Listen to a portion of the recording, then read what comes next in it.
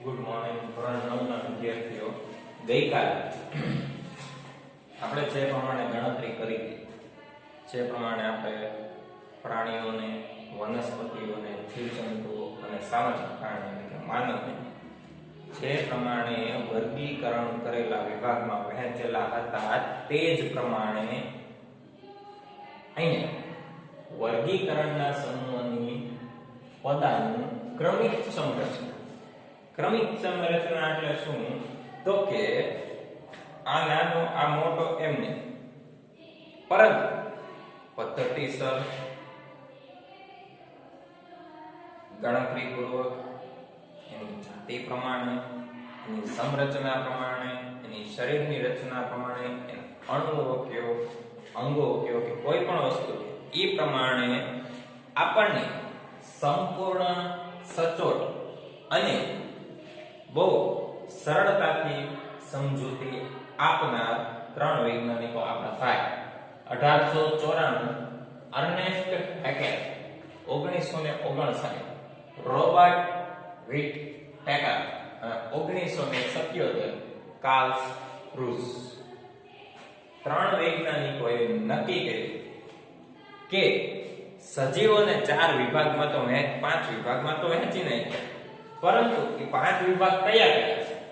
તો એ 5 વિભાગના નામ પણ આપ્યા: મોનેરા, પ્રોટિસ્ટા, ફૂગ, વનસ્પતિ સૃષ્ટિ અને પ્રાણી સૃષ્ટિ. જીવજંતુઓ અને મોનેરા જેવા પ્રોટિસ્ટા અને ફૂગનો સમાવેશ થઈ ગયો, વનસ્પતિ સૃષ્ટિ અને પ્રાણી સૃષ્ટિનો સમાવેશ થઈ ગયો.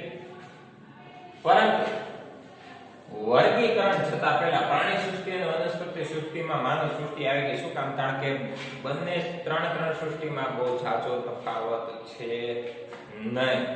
બરાબર છે? આ હતા 5 વિભાજિત ભાગ.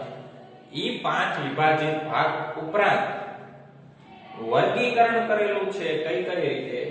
તો કે સમુદાયની સૃષ્ટિ, પછી વનસ્પતિની સૃષ્ટિ હોય કે પ્રાણીની સૃષ્ટિ હોય, આ પોતે અસ્તિત્વ ધરાવે છે.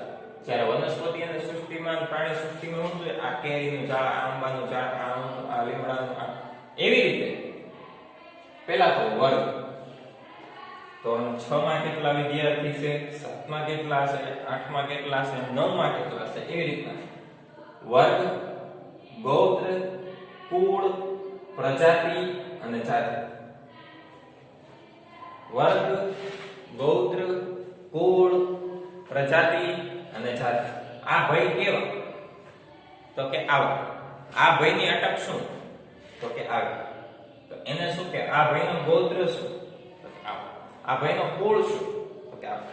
સમાજ તમે ભણતા હો તો ઘણી વખત તમે આવા અઘરા શબ્દો સાંભળ્યા છે કે ગોત્ર, કુળ ને પ્રજાતિની એવા ઘણી બધી ઇતિહાસમાંથી આવી શબ્દો જાણવા મળી ગયા છે કે આવી વસ્તુ છે એની ઉપરથી આ વર્ગીકરણ ઓળખાય છે. બરાબર છે? તો આ વસ્તુ, આ 3 તારીખ, આ 5 વિભાજિત અને આટલું વર્ગીકરણ. બરાબર? ચાલો આટલું આપણે રાખીએ છીએ. બાકી નેક્સ્ટ લેક્ચર થી આપણે એક પછી એક આ 3 વસ્તુ તો આપણે કન્ફર્મ છે જ, પ્લસ વનસ્પતિ સૃષ્ટિ અને પ્રાણી સૃષ્ટિ આપણે નેક્સ્ટ લેક્ચર થી જોશું. બરાબર? ત્યાં સુધી થેન્ક યુ.